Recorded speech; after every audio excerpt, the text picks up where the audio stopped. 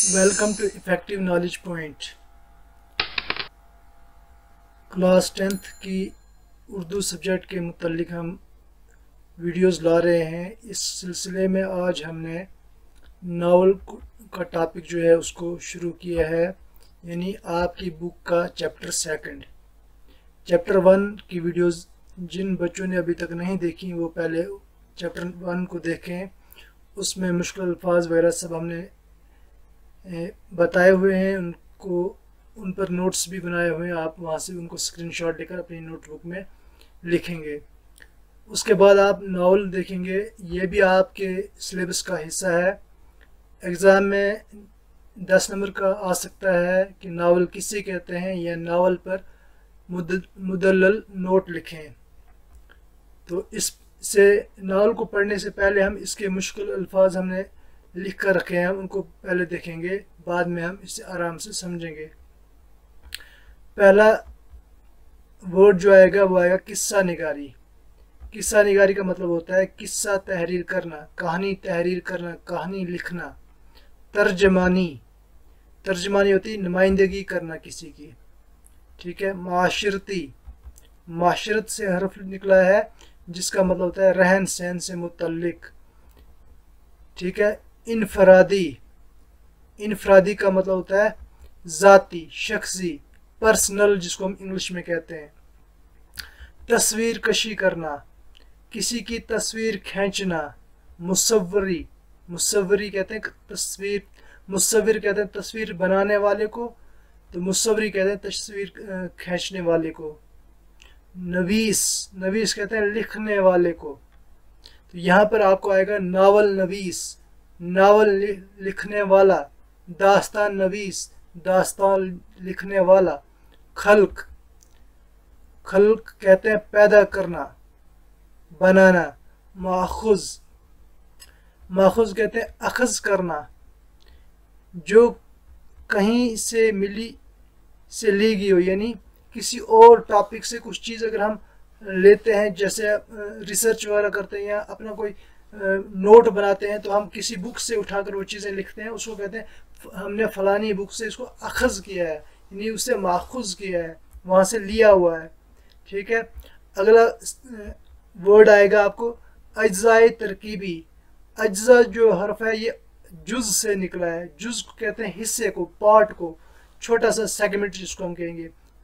जुज़ की जमा कहते हैं अज्ज़ा, जिसका मतलब है टुकड़ा, हिस्सा। अज्ज़ाए तरकीबी का क्या मतलब हुआ? किसी हिस्से को तरतीब के साथ बनाना, तरतीब देना, यानी हमने पार्ट बाय पार्ट उसको रखना, उसको जैसे हम अज्ज़ाए तरकीबी। अज्ज़ाए तरकीबी में फिर पहला वर्ड आता है प्लॉट। प्लॉट कहते हैं किसी किस्से या ड्रामे वगैरह की बुनियादी अज्ज़ा, यानी हिस्से या ख्यालात जिन्हें फैलाकर मुरतब किया गया हो, यानी पहले क्या चीज़ आएगी, उसके बाद उसका, जैसे हम अगर मैं अपनी इंट्रोडक्शन दूंगा, पहले मैं अपना नाम बोलूँगा, फिर उसके बाद मैं अपने वालिद का नाम बोलूँगा, फिर मैं अपने गांव का नाम बोलूँगा, फिर मैं अपनी इस तरह से, मतलब तरतीब के साथ, यानी कि पहले मैं अपने वालिद का नाम बोलूँ फिर अपना नाम बोलूँ, या मैं अपने जो कंट्री का नाम बोलूँ फिर मैं अपने जो इसको गांव का नाम बोलूँगा। पहले हमने गांव का नाम बोलना है, फिर डिस्ट्रिक्ट का, फिर तहसील, इस तरह से, मतलब तरतीब के साथ। किरदार, किरदार कहते हैं सीरत को, यानी आपने अक्सर ड्रामों में देखा होगा कोई शख्स किसी का किरदार निभा रहा होता है, यानी या फिल्मों में देखा होगा अलग अलग जो हीरो होते हैं वो किसी एक शख्स का किरदार निभा रहे थे। जैसे अनारकली ड्रामा है, तो उसमें कोई हीरो या हीरोइन जो है, हीरोइन का नाम मालूम माधुरी है, वो अनारकली का किरदार निभा रही है, उसकी सीरत पर वो अपने काम कर रही हैं। नावल या ड्रामा की शख्सियत, वो अफराद जिनको कहानी के वाक़यात पेश आते हैं, यानी वो किसी कहानी में जो वाक़या पेश आता हो। अब अनारकली कब गुजरी, अकबर के ज़माने में, किसी और के ज़माने में, तब उसके साथ क्या वाक़यात हुए, वो आज कोई हीरोइन अगर उसको हूबहू वैसी, मतलब अपने आप को अनारकली का किरदार, अपने आप को अनारकली के किरदार में डालकर जो है स्टेज पर अपने आप को दिखाती है। मुकालमा, मुकालमा कहते हैं बातचीत करने को, एक दूसरे से बात करने को, ठीक है, सवाल और जवाब करना, ठीक है। मंजर निगारी, किसी जगह को हमने देख लिया, यानी आपने कोई एक्सीडेंट देख लिया, अब आप जब घर जाते हो आप बिल्कुल हूबहू वही चीज़ बताते हो कि हम गाड़ी में थे, आगे से गाड़ी आई, टकराई, वहाँ ये हुआ। अल्फाज लफ्ज़ों में बयान करना, नक्शा खींचना, ठीक है, मंजर निगारी करना, हमने जो मंजर पर देखा उसको अल्फाज में बयान करना। तनाव, तनाव कहते हैं फ़र्क होना, ये आपस में तनाव होना, आपस में फ़र्क होना है, ठीक है। मौजू, मौजू कहते हैं टॉपिक को, अनवान जिसको हम कहते हैं टॉपिक। मुद्आ, ठीक है। असलूब, असलूब कहते हैं अंदाज, अंदाज असलूब बयां, अंदाज का तरीका, असलूब बयान करने का तरीका, तौर तरीका, तर्ज, ढंग, हम कहते हैं असलूब, सलीका, तुम्हें असलूब नहीं है, तुम्हें ढंग नहीं है, तुम्हें असलूब बयान नहीं है, तुम्हें बात करने का असलूब गुफ्तगू नहीं है, तुम्हें बात करने का तौर तरीका नहीं है। साम्राज्य, साम्राज्य ये हिंदी लफ्ज़ है, इसको कहते हैं हुकूमत, ठीक है। निशातुस्सानिया, निशातुस्सानिया नई जिंदगी, हयात नो, नई जिंदगी, न्यू लाइफ, ठीक है। ये हयात निशातुस्सानिया ये किसके लिए इस्तेमाल किया गया है? यूरोप का वो दौर, यानी 14वीं सदी से लेकर 16वीं सदी तक जो दौर गुजरा है, जिसमें उलूम व फ़नून और अदब को फ़रोग मिला, यानी वहाँ ये चीज़ें डेवलप हुई, दास्तान, नावल, अफसाना किरदार, जिस अहद में, जिस अहद में ये चीज़ें परवान चढ़ी, उसको कहते हैं निशातुस्सानिया। आसार, आसार कहते हैं निशानियाँ, निशानात। आसार नज़र आने लगे, यानी अलामतें नज़र आने लगी, निशानियाँ नज़र आने लगी। मासरीन, मासरीन कहते हैं हम अहद, जो एक जैसे ओहदे पर, एक जैसे रैंक पर हों। हम असर, हम ज़माना लोग। मासरीन जैसे दो उस्ताद हैं आपस में, वो कहते हैं ये मेरा मासर है, ये मेरा हम ओहद है, ठीक है। मरके, मरके कहते हैं, मरक्का से निकला है तहरीर, तहरीर करना। खाका, जैसे हम कहते हैं खाका का मरक्का, तहरीर, तहरीरी मरक्का, ठीक है। इम्तियाजी, इम्तियाजी कहते हैं, इम्तियाज से निकला है अलग, जिसको कहते हैं अच्छा इम्तियाजी शान अगर होगा, जैसे ये वर्ड आपको आएगा इम्तियाजी शान, यानी अलग पहचान, अलग शान वाला। शोहरत, शोहरत कहते हैं मशहूर होना, चर्चे होना, ठीक है। अगला वर्ड आपको आएगा जवाल आमदा, जवाल आमदा यानी अनुताद पजीर, मिटने वाला, जिस पर कोई जवाल आया हो, जिसको कोई मुश्किलात आए हो, ठीक है। कशिश, कशिश कहते हैं खींचने वाला, माइल करने वाला, ठीक है। ज़राफ़त, ज़राफ़त कहते हैं खुश मिजाजी, शुगुफ्ता मिजाजी, यानी अच्छे मिजाज वाला। उनसर, उनसर जुज से निकला है, जिसे कहते हैं मादा या हिस्सा, ठीक है। शाहकार, वो जिसे हम कहते हैं बागोबार मीर अमन की शाहकार है, यानी बेहतरीन नमूना है, बेहतरीन काम है, ठीक है। साहिब, बेहतरीन नमूना। सहपारा, जिसको हम कहते हैं सहपारा, ठीक है। यहाँ तक समझ आ गई। अब इन वर्ड्स को आप याद करेंगे, याद करने के बाद अब हम जब नावल पढ़ेंगे तो हमें आसानी हो जाएगी नावल को समझने में। तो नावल किसे कहते हैं? तो आपने जब एग्ज़ाम में लिखोगे, तहरीर करोगे, तो आप ऐसे शुरू करोगे, अंग्रेज़ी लफ्ज़ नावल के मायने नए के हैं। नावल, नावल का क्या मानी होता है? नए के, न्यू, ठीक है। अंग्रेज़ी में कहानी की इस किस्म को ये नाम इसलिए दिया गया कि इसका अंदाज दास्तान या किस्सा निगारी के मुकाबले में नया था। ये इसको इसलिए नावल का नाम दिया गया है। नावल का मतलब होता है नया।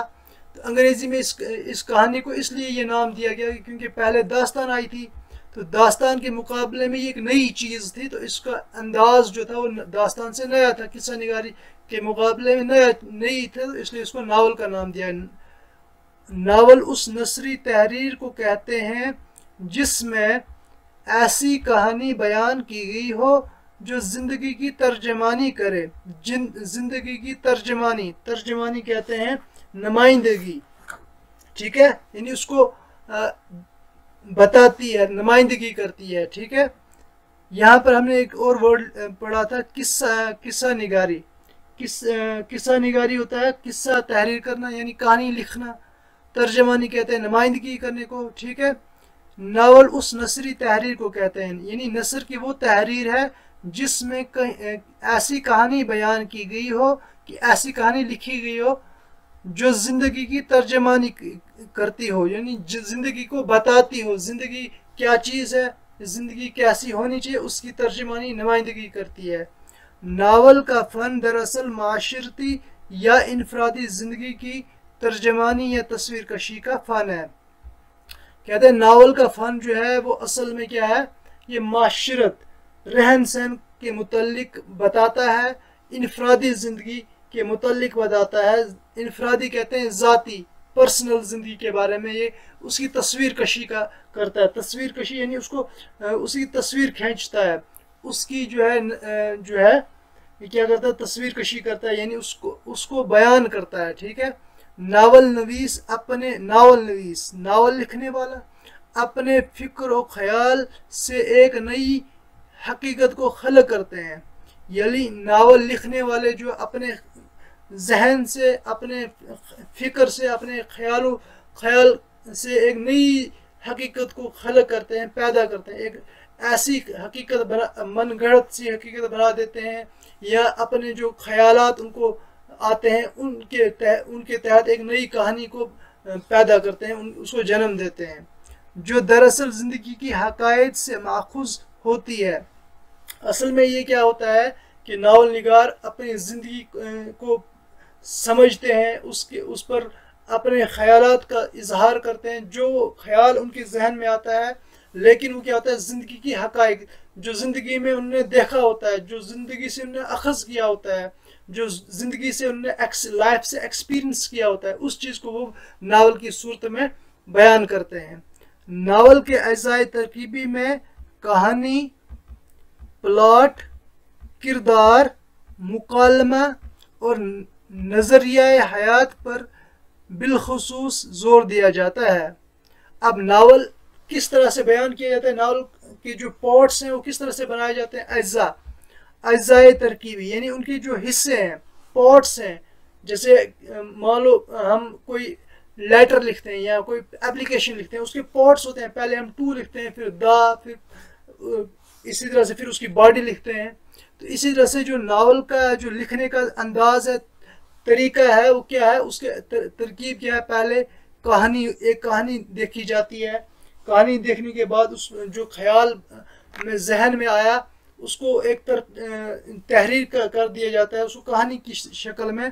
फिर उसमें प्लॉट क्या होना चाहिए, प्लॉट कहते हैं किसी किस्से या ड्रामे वगैरह के बुनियादी अज्जा या ख्यालात जिन्हें फैलाकर बयान किया जाए, यानी उसकी जो बुनियादी अज्जा होते हैं, बुनियादी चीज़ें होती हैं, उनको फैला दिया जाता है, उसको प्लॉट कहते हैं। किरदार, अब किरदार किसी शख्सियत के मुतल्लिक होता है, किरदार कहते हैं सीरत को, नावल या ड्रामे की शख्सियत को, वो अफराद जिनको कहानी के वाक़ात पेश करने होते हैं उनको हम किरदार कहते हैं।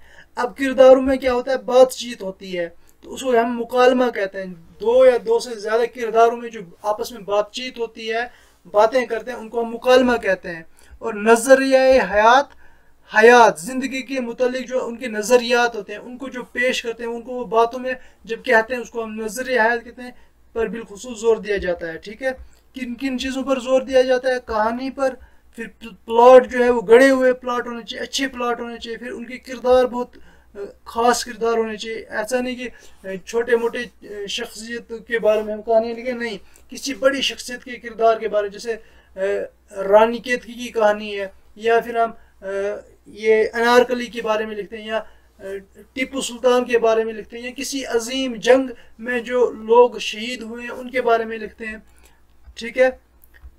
इन अज्जा में मंजर निगारी को भी शामिल किया जाता है। अब कहीं कोई जंग हुई है, उसमें क्या मनाजिर हुए हैं, वो जंग कैसे लड़ी गई है, उनमें हीरोज़ कौन थे, उनमें विलन कौन से थे, उन हीरो और विलन के दरमियान जो जंग हुई है, जो तलवारें चली हैं, उनकी मंजर कशी करना, उस वो भी शामिल इसी अज्जा में किया जा सकता है।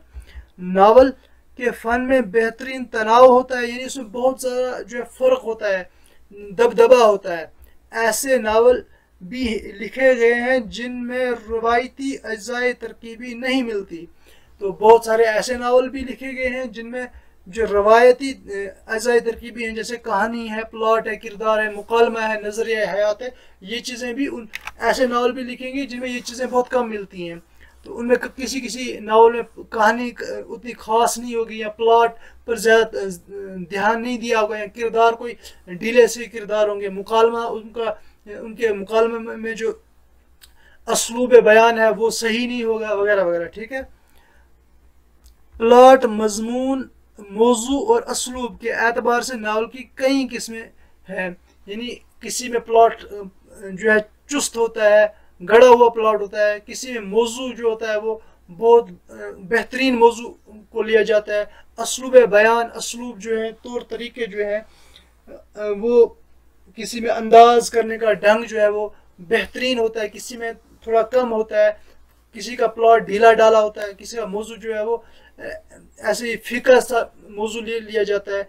असलूब जो है उसके अंदाज, बयान करने का अंदाज, लिखने का अंदाज या पेश करने का अंदाज, यानी मंजर निगारी करने का, तस्वीर कशी करने का अंदाज जो है, असलूब जो होता है वो थोड़ा ढीला सा होता है, किसी में बहुत पेचीदा होता है, सख्त होता है।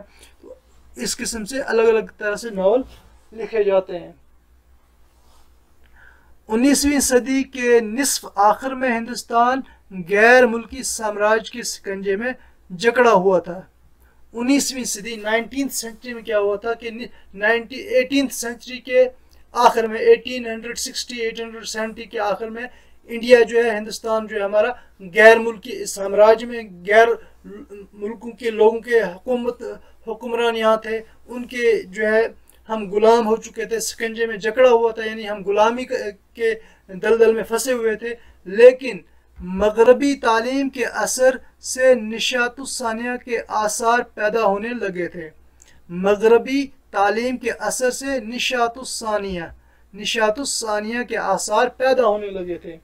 तो जब यहाँ अंग्रेज़ों की हुकूमत थी, हम तो गुलाम थे, लेकिन जो उन्होंने तालीम और तरबियत के नए नए जो है असलूब बयान किए, असलूब लाए, नए नए कॉलेज खोले गए, जैसे फोर्ट विलियम कॉलेज वगैरह खोला गया, उसकी वजह से क्या था कि यहाँ क्या हुआ, नई जिंदगी, नए हयात नो वगैरह के बारे में पढ़े। यहाँ अगर हम बात करें तालीम की वजह से, यूरोप का वो दौर जिसमें अलूम, फ़नून और अदब को फ़रोग मिला, इस दौर में अगरचे हम गुलामी के जंजीरों में जकड़े हुए थे, लेकिन यहाँ जब तालीम का दौर शुरू हुआ तो यहाँ के लोगों में बेदारी पैदा हुई, जिसकी वजह से आगे चलकर हमें उस गुलामी से भी आज़ादी मिली। उस ज़माने में नज़ीर अहमद और इनके मासरीन के हाथों नावल का आगाज़ हुआ। एक तरफ से तो हम अंग्रेज़ों के गुलाम थे, लेकिन इसी ज़माने जब तालीम का फ़रोग हुआ तो नज़ीर अहमद, डिप्टी नज़ीर अहमद जिसको हम कहते हैं, उनके मासरीन, उनके हम असर, उनके दोस्त, उनके ओहद में जो पैदा हुए लोग हैं, वो उन्होंने जो है नावल का आगाज़ किया, उन्होंने नावल की शुरुआत कर दी। उर्दू की इब्तदाई नावल किस्से की रवायत से मुतासिर नजर आते हैं, यानी उर्दू में जो नावल जो इब्तदाई नावल हैं, जो शुरुआती नावल हैं, वो किस्से की रवायत से मुतासिर नजर आते हैं। मुतासिर कहते हैं असर अंदाज होना, यानी उन पर ज़्यादा किस्सों और कहानियों का असर रहा है, दास्तानों का असर है, जिसका बुनियादी मकसद इखलाकी और माशरती इस्लाह था। तो उन कहानियों का, उन नावलों का बुनियादी मकसद क्या था कि माशरत में, सोसाइटी में अखलाकियात को पैदा करना, माशरे की इस्लाह करना, जो उसमें बुराइयाँ हैं उनको बाहर निकाल फेंकना। नज़ीर अहमद के नावलों में मर्रतुल अरूस, ये नावलों के नाम हैं, मर्रतुल अरूस डिप्टी नज़ीर अहमद ने लिखे हैं। तौबतुन नसूहा, ये अपने बच्चों के लिए उसने नावल लिखा था, तौबतुन नसूहा, मर्रतुल अरूस, अपनी बेटियों के नाम के लिए। इब्नुल वक्त और फसाना मुब्तला खसूसियत से काबिल ज़िक्र हैं।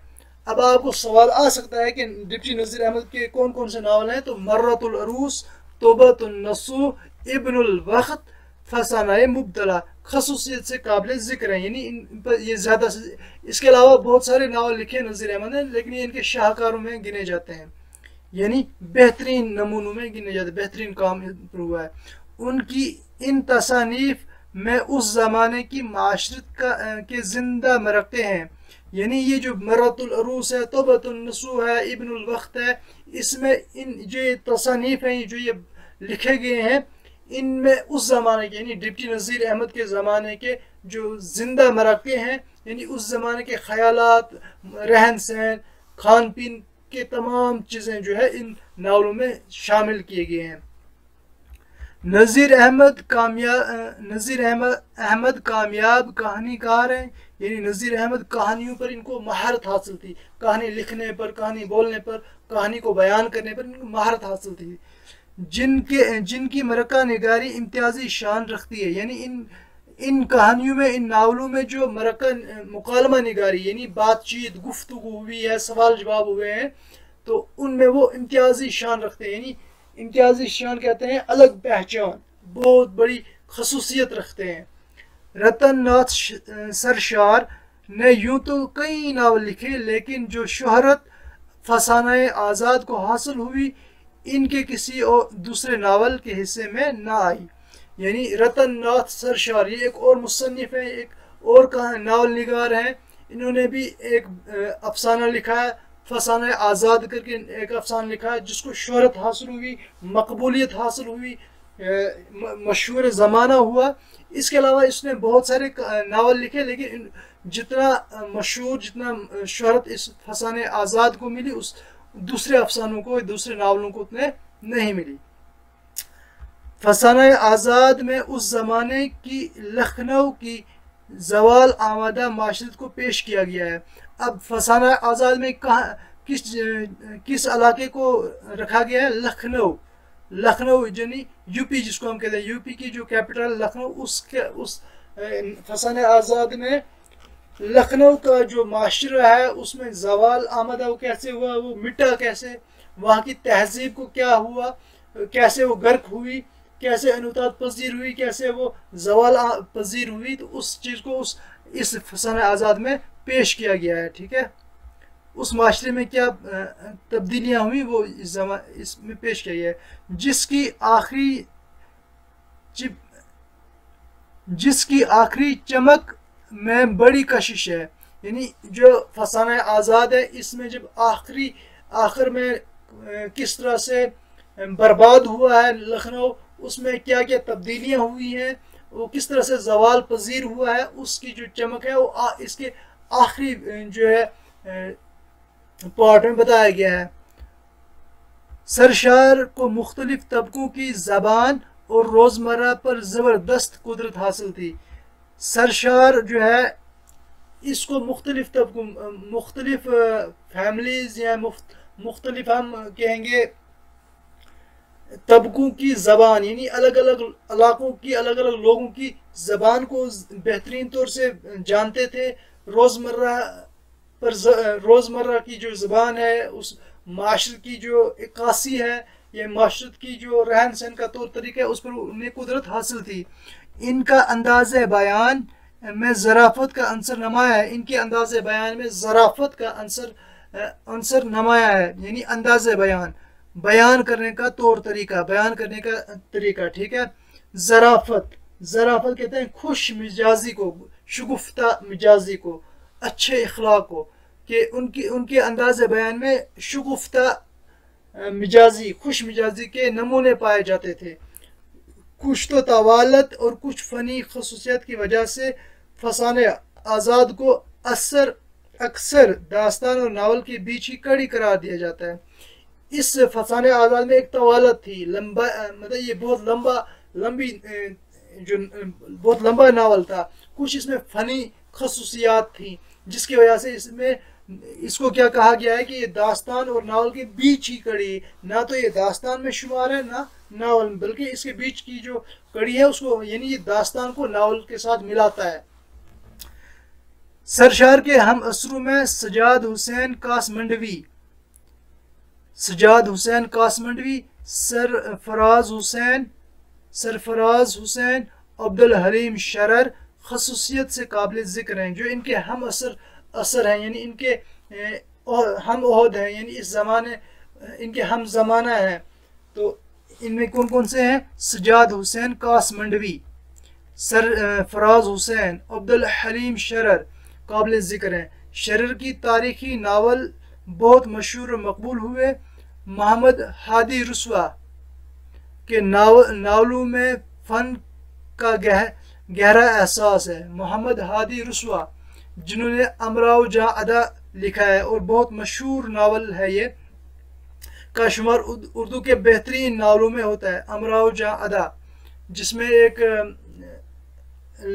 छोटी सी बच्ची होती है जिसका नाम अमराव है, तो वो बाद में उसको वो ताइफ बन जाती है। ये एक ताइफ, लखनऊ में जो ताइफ का दौर रहा है उसकी जो है तस्वीर कशी करती है। एक ताइफ का जिक्र है कि वो किस तरह से एक बच्ची को, एक दिलावर एक होता है, उसको, इस बच्ची को अगवा करते हैं, क्योंकि दिलावर ये जो अमराव जहाँ अदा है, इसके वालिद का कुछ कर्जा था दिलावर पर, उसने अदा ना किया कर्जा, तो उसकी इवज में जो है उसने इस बच्ची को अगवा किया। बाद में लखनऊ के बाजार में, तवाइफ में, वहाँ पर इसको फरोख्त किया। फिर ये बच्ची जवान होती है। इसका पूरा किस्सा इस अमराव जहाँ अदा में है। अगर आप आगे चलकर ये उर्दू सब्जेक्ट रखते हैं तो ग्रेजुएशन में या पीजी में आपको ये एक पूरा नावल ही मिलेगा कि इसमें आपके किरदार कौन कौन से हैं, इसमें इन अमराव जहाँ अदा में कहाँ से शुरू हुआ, कहाँ पर ख़त्म हुआ, ये सब चीज़ें आपको उसमें पढ़ने का मौका मिल जाएगा अगर आपने उर्दू जो है आगे सब्जेक्ट रखा। रुस्वा, जो मोहम्मद हादी रुस्वा के बाद प्रेमचंद उर्दू के सबसे बड़े नावल निगार हैं, जिन्होंने न सिर्फ शहरी ज़िंदगी के कामयाब मरक़े पेश किए बल्कि देहाती ज़िंदगी, बल्कि हिंदुस्तान की देहात की भी भरपूर तर्जमानी की है। तो अमराव जहाँ अदा लिखने के बाद मिर्ज़ा हादी रुस्वा के बाद जो नावल निगार पैदा हुए हैं वो प्रेमचंद हैं। इन बेहतरीन नावल निगार थे। उन्होंने माशरी जो शहरी ज़िंदगी पर भी नावल लिखे हैं और देहाती ज़िंदगी पर भी नावल लिखे हैं। जैसे आप जब आगे ग्रेजुएशन में रखोगे, अगर सब्जेक्ट उर्दू हुआ, तो आपको इनके बहुत सारे नावल में, जैसे गोदान इनका नावल है। उसके बाद एक और नावल है जिसमें वो साड़ियों का जिक्र आ जाता है। उस तरह के बहुत सारे नावल हैं इसमें, ठीक है। आगे प्रेमचंद के नावलों में गोदान को शाहकार का दर्जा हासिल है। शाहकार कहते हैं बेहतरीन नमूना, जिसको हम बेहतरीन काम कहते हैं, ठीक है। शाहकार का दर्जा हासिल है। प्रेमचंद के बाद काजी अब्दुल गफ्फार, अजीज अहमद, असमत चुगताई, उपेंद्र नाथ अश्क, ख्वाजा अहमद अब्बास, साले आबिद हुसैन ने भी कई नावल लिखे हैं। राजेंद्र बेदी जिसको कहते हैं कि नावलट एक चादर मैली सी को फनी एतबार से कदर व मंजिलत की निगाह से देखा जाता है। यानी बहुत फनी एतबार से वो बहुत उम्दा नावलट है, एक चादर मैली सी। इसमें भी क्या है कि कुछ औरत के कुछ बच्चियां होती हैं, उनको जब मर जाए, उन बच्चों की जब वालदा मर जाती है तो उसको कफन के लिए भी उन बच्चों के पास, यानी इसमें गुर्बत के बारे में बताया गया है कि उन बच्चों को इसके लिए कफन तक के पैसे नहीं थे। तो इस चीज़ को इसमें जो है तस्वीर कशी की है कि हिंदुस्तान में किस हद तक गुर्बत भी देखी गई है। कृष्ण चंद्र ने बहुत से नावल लिखे। अजीज अहमद, खतीजा मस्तूर, करतुल ऐन हैदर, अब्दुल्ला हुसैन, काजी अब्दुल सत्तार, इंतज़ार हुसैन के नावल अहद जदीद की नुमाइंदगी करते हैं। यानी मॉडर्न जो एज है, मॉडर्न जो दौर है, उस दौर की भी नुमाइंदगी इन किरदारों में की जाती है। अगर ये वीडियो आपको पसंद आई, इसमें आपको सीखने को कुछ मिला, तो इसे लाइक और शेयर ज़रूर करें। अभी तक अगर आपने सब्सक्राइब मेरा चैनल नहीं किया है तो आपसे रिक्वेस्ट है उस चैनल को सब्सक्राइब करें। चैनल का नाम है इफ़ेक्टिव नॉलेज पॉइंट। इसमें 10th क्लास की उर्दू, मैथ, साइंस पर हम वीडियोस लाने की कोशिश कर रहे हैं। फ़िलहाल हमने उर्दू सब्जेक्ट को चूज़ किया है। जैसे हमें टाइम मिलेगा हम मैथ को कवर करने की कोशिश करेंगे। साथ ही साथ जेके एसएसबी के एस्पिरेंट्स के लिए जो पटवारी का एग्ज़ाम देने के लिए तैयारी कर रहे हैं, उनके लिए भी हमने वर्किंग ऑफ उर्दू नॉलेज के लिए हमने वीडियोस बनाई हुई है। तो उसमें आप आराम से इस वीडियोस को देखें। इनमें अगर आपको कोई क्वेरीज है, कोई क्वेश्चन करना चाहते हो, तो कमेंट बॉक्स में आप ज़रूर लिखें। तो हम उन कमेंट्स बॉक्स में जो आप कमेंट करेंगे उनको देखेंगे, उस पर हम और अपनी कोशिश करेंगे और बेहतरीन वीडियोस लाने की कोशिश करेंगे। Thank you, have a nice day.